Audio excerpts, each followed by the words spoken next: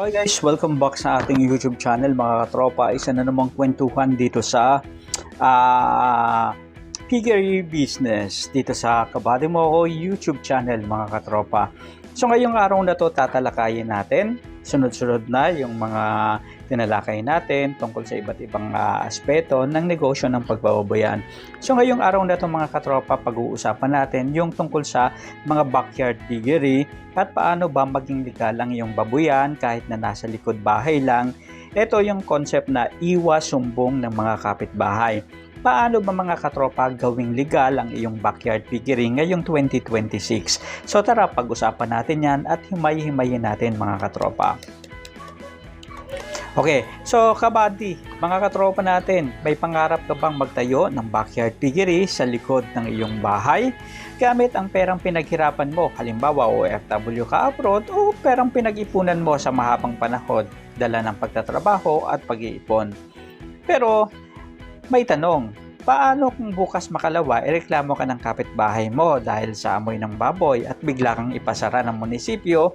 Sayang ang puhunan mo, hindi ba? So maraming OFW mga katropa ang natatakot ngayon mag-umpisa ng negosyong baboyan. Dahil nga akala nila ang malalaking commercial piggery farm lang ang pwedeng maging legal. Mali po kayo. Ngayong araw na to ibibigay ko sa inyo ang step by step na gabay kung paano gagawing 100% na legal ang iyong backyard piggery mga katropa. Kahit 5 pirasong baboy lang ang alaga mo. So panoorin mo mga katropa hanggang dulo dahil ituturo ko ang sikretong registration kung saan magkakaroon ka ng libreng insurance sa baboy and makakatulong ito iwas ASF na rin mga katropa. Eto na nga, unang-una kabati bago ka magpuhos ng semento ng kulungan, alamin mo muna kung pwede ba sa lugar ninyo. Kahit backyard lang, yan ang tinatawag na meron kasi tayong yung tinatawag na Sanitation Code of the Philippines. Ayon sa batas, ang babuyan ay dapat malayo sa pinagkukunan ng inuming tubig ng komunidad. Dapat din may distansyang hindi bababa sa 25 metro o kahit backyard lang, siguraduhin ito ay nakadikit mismo sa bintana o pader ng kapitbahay mo. Dapat mga katropa, etong backyard piggery mo, hindi dapat nakadikit dun sa bintana ng kapitbahay mo kasi talagang super magrereklamo yan mga katropa, lalong-lalo na dun sa komunidad na halos dikit-dikit na ang kabahayan. So, para maiwasan yan, ang unang hakbang mga katropa ay pumunta ka sa iyong barangay o municipal planning office and magtanong ka tungkol sa zoning. Importante yan. Kung ang lupa ninyo ay classified bilang agricultural o semi-agricultural, aprobado ka na mga katropa sa unang hakbang. And pangalawa naman, kailangan mo mga katropa ng barangay business clearance. Ito ang pinaka-critical para sa mga backyard hog raiser. Bakit? Dahil dito malalaman kung may tutol ba sa negosyo mo o wala. Ito mga katropa yung actual na diskarte na ginagawa sa ground. So mga kabady, mga katropa, bago ka pa kumuha ng permit sa mga barangay, kausapin mo na ng direkta ang iyong kapitbahay sa kaliwa, sa kanan, sa likod, sa harap o kung anuman. Basta yung nakapalibot doon sa lupa mo. Ipaliwanag mo na magpapatayo ka ng babuyan pero gagamit ka ng modernong sistema tulad halimbawa ng babuyang walang amoy o deflator system para hindi sila maabala sa mga amoy ng iyong baboy. Kapag pumirma sila sa isang simpleng kasunduan o no objection waiver, sisiw na lang ang pagkuha ng clearance kay kapitan. So maaaring magkasundo kayo through verbal o maaari ring magkasundo kayo sa pamamagitan ng simpleng kasunduan o no objection letter nga na tinatawag mga katropa. Okay, so pangatlo, pag-usapan naman natin yung DENR o Department of Environment and Natural Resources. Akala kasi ng marami, parang malaking corporation lang ito. Pero ang totoo, kahit backyard ka mga katropa, kailangan mong protektahan ang sarili mo sa mga environmental laws. So ibig sabihin, hindi lang to pang commercial, hindi lang sila yung dapat na nakakaalam at kumuha ng ganito.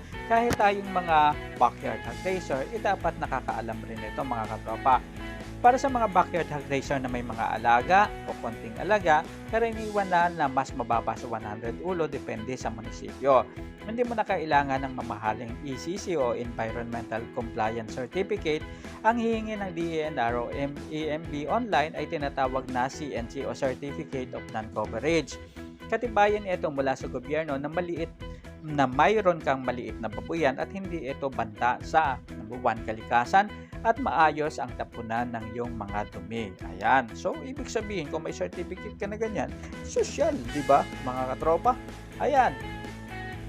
So, puntahan naman natin yung susunod, mga katropa. Ito na, yung pang-apat is kung plano mo talagang palaguin ito bilang seryosong negosyo habang nandun ka pa abroad. Kung ikaw ay isang OFW at pinagtatrabaho mo to sa iyong pamilya para may libangan sila at hindi laging umaasa sa iyo, kung ikaw naman ay nag-ipon at para sa iyo talaga itong negosyo na to, i-register mo ang pangalan sa DTI bilang sole proprietorship.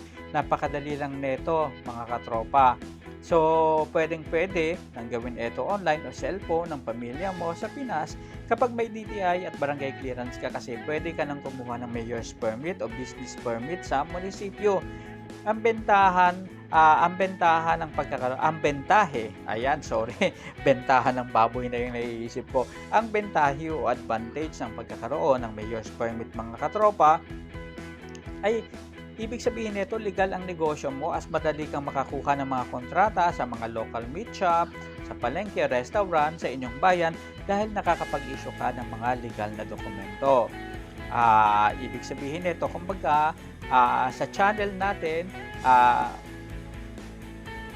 mahalaga kasing pag-usapan ito, mga katropa, dahil hindi lang yung mag-alaga lang tayo ng mag-alaga, pero sa channel natin pinahahalagahan natin yung kalikasan at syempre yung hindi na-apektuhan yung ating mga kapitbahay. So mga katropa, i-remind ko lang mag-click naman kayo at mag-subscribe sa notification bell para lagi kayong updated sa mga ganitong klase ng usapan, mga katropa. And mga katropa, ang panglima naman, isa sa pinakamahalaga rin, is yung tinatawag na RSBSA o Registry System for Basic Sector of Agriculture or in Agriculture. Kabady, makinig kang mabuti dito dahil dito maliligtas ang puhunan mo kung sakaling may mga sakuna. Sabihin mo sa pamilya mo na pumunta sa MAO o Municipal Agricultural Office sa inyong bayan o lugar at magparehistro bilang isang backyard livestock farmer sa RSPSA. Walang bayad ito at 100% na libre. And take note, yung mga nagtatrabaho natin sa Department of Agriculture, talagang magandang kausap yan, mga masigasig, and talagang willing sila na magbigay ng information, mga katropa. So bakit ito napakahalaga, mga katropa? Kapag rehistrado ka kasi sa RSBSA, kwalipikado ka sa libreng insurance mula sa PCIC o yung Philippine Crop Insurance Corporation sa mga hog raiser o yung livestock raiser, mga katropa.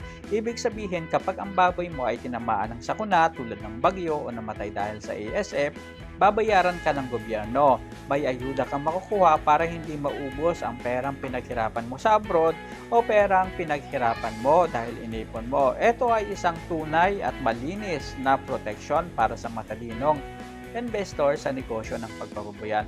Take note lang, mga katropa, so make sure magtanong kayo sa inyong local municipal agricultural office and mag-email din kayo sa PCIC para itanong ang mga information tungkol nga dito sa livestock insurance nila, mga katropa. Mas maganda kasi maging mapanuri tayo and mag-research din tayo and dumiretso tayo mismo dun sa mga government agency para makakuha tayo ng wasto at tamang informasyon kung ilang baboy bang pwedeng libreng may insured at magkano ba ang may insured para sa ating mga alagang baboy, para at least aware tayo, mga katropa. At eto na, kaya mga kabady, huwag kayong matakot gawing legal ang iyong negosyong piggery. Mas masarap matulog sa gabi, mga katropa, habang nasa abroad ka at may babuyan ka dito sa Pilipinas o habang nagtatrabaho ka at meron kang negosyong babuyan. Dahil alam mong protektado ang iyong negosyo at walang nilalabag na batas ang pinagkakakitaan ng pamilya mo dito sa Pilipinas. Kaya kayo, mga kabady, may backyard ba kayo ngayon? Mga backyard piggery ba kayo ngayon? Backyard hog raiser ba kayo? Sinubukan nyo na bang magparehistro sa inyong munisipyo sa RSPSA? I-comment ninyo ang inyong karanasan sa baba para at least magkaroon ng idea yung iba nating mga katropa and malaman nila kung paano ba ang process nito. Ako muli ang inyong kabady and nagpapaalala na sa tamang diskarte at legal na paraan ang pangarap mong mag-for good sa Pilipinas para sa mga OFW nating mga katropa and magkaroon ng isang maganda at malaking negosyo dito sa Pilipinas. Kayo ng mga nag-ipon and nagnenegosyo ngayon, kayang-kayang makamit ito. Kita-kita tayo sa susunod nating episode mga katropa. Hanggang sa muli, maraming salamat. Paalam.